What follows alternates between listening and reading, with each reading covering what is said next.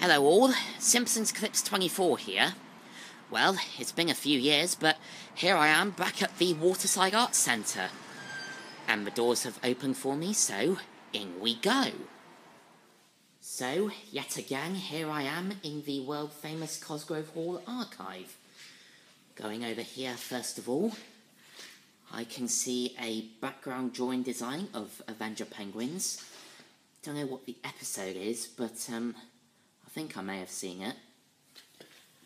Up there is a background design for the opening titles, and also the episode The President is a Fish.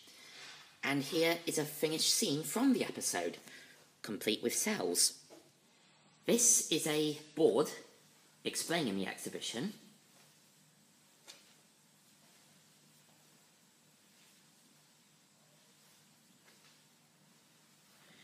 And if we turn around, we can see some of the hand-drawn aspects of Cosgrove Hall. So here we have a background from the opening titles of Jamie and the Magic Torch. Down here is a cell from the opening titles of Jamie and the Magic Torch. Over here is a cell of Danger Mouse throwing a snowball at Penfold. Here are some sheets of Danger Mouse from Series 9. This is from the episode Custard. Here's another cell of Danger Mouse and Penfold. Danger Mouse and Penfold again. Now, once the pencil animation for 2D animation had been approved, the drawings would be traced onto clear celluloids and then painted at the back. You'd then get this from the front, and it was photographed to make the final colour image. Here we have Danger Mouse sneaking from somewhere, and now we move on to Count Duckula. So here we have the good Count himself, Igor, and Nanny. Cooey, ducky boos! Here is Count Duckula's clock, complete with either Svatoslav or Dmitri, one of the joke-telling bats. There's Count Duckula's coffin, when it's all dull and miserable, and when it's all colourful. And down here are the main cast themselves. So, Nanny, Igor, Count Duckula, and Dr. Von Goosefink. Here is some stuff from the Big Friendly Giant. So we have the BFG himself, holding Sophie in his hand and his suitcase full of dreams. There's the BFG wearing his cloak. Here's a storyboard from the scene when Sophie first meets the BFG.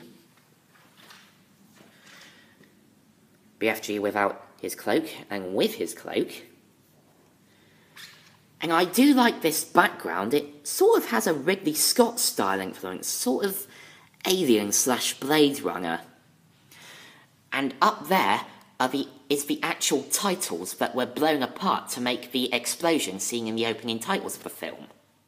This is the Noah's Ark from Noddy's Toyland Adventures.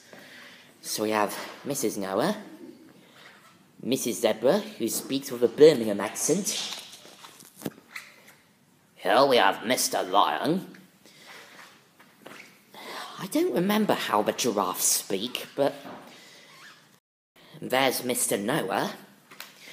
And if we peer down into one of the windows,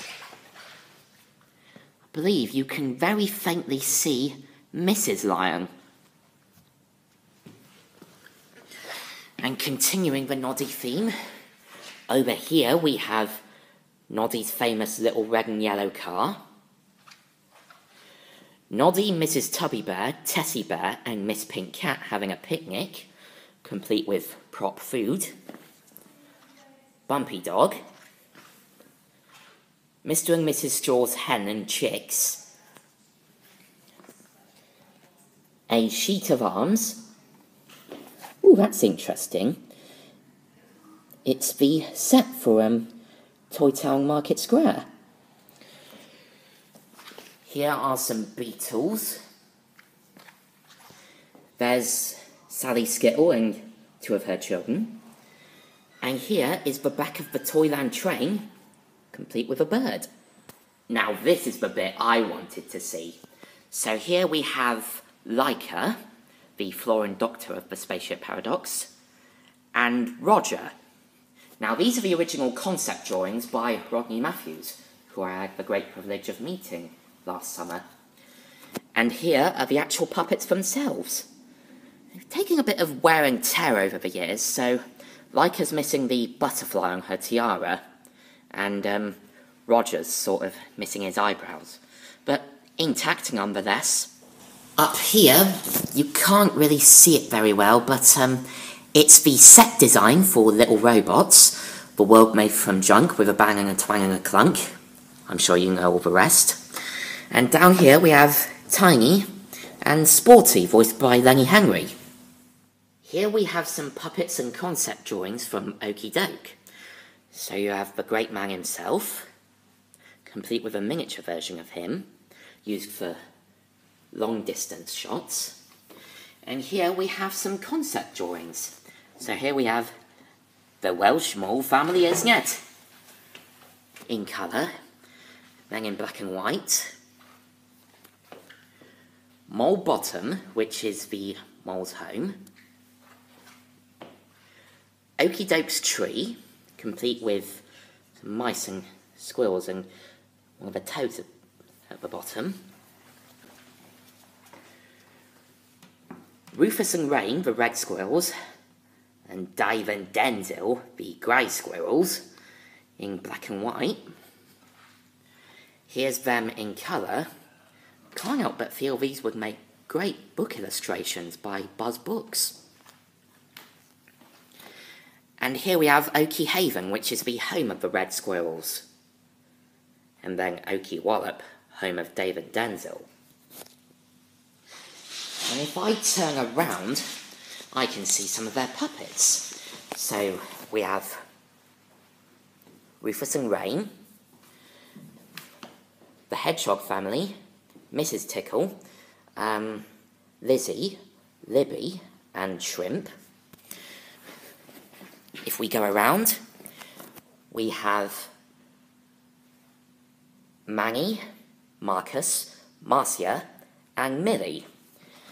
And here we have Granny Annie. And now for something completely different, the Wind in the Willows. So here we have Mr. Toad in some winter gear. I couldn't tell who that was a few years ago, but thanks to another YouTube user, I found out that it was Mr. Toad in his Halloween outfit. Here's some possessions from Toad Hall. Don't know where the actual Toad Hall is nowadays. I think this is a book page or something that was used for the titles.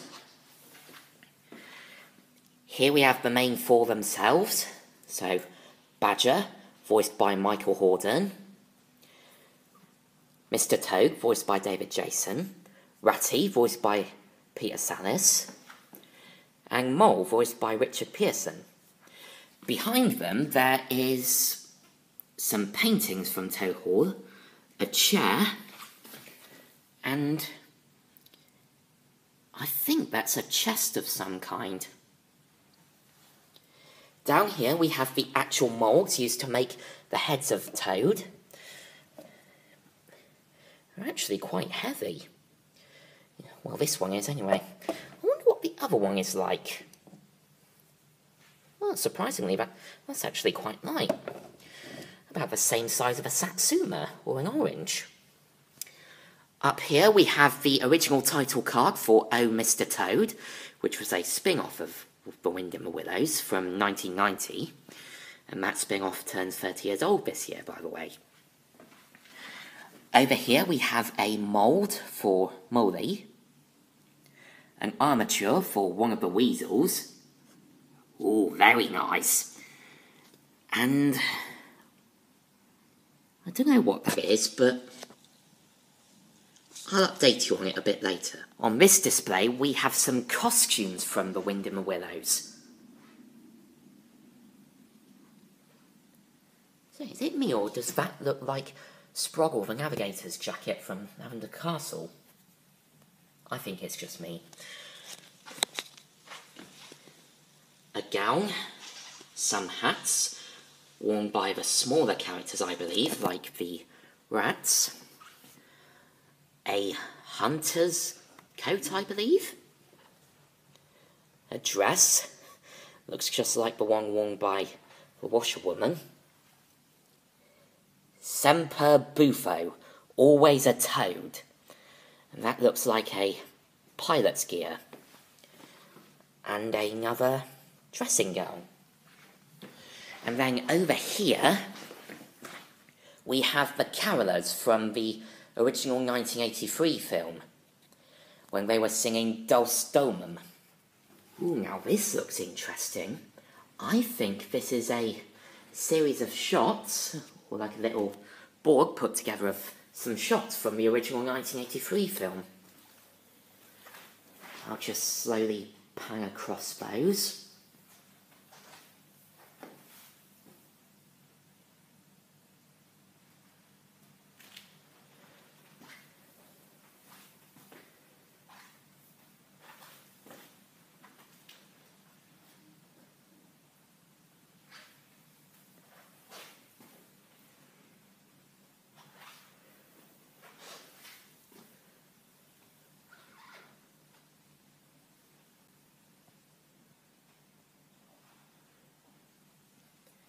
Is that Mark Hall at the bottom?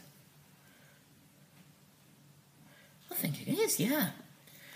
And that director, I believe that's Chris Taylor, who also directed Series 4 of Noddy and Lavender Castle.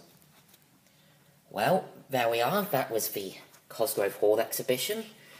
I hope you enjoyed my look around it, and I will see you next time. Bye for now.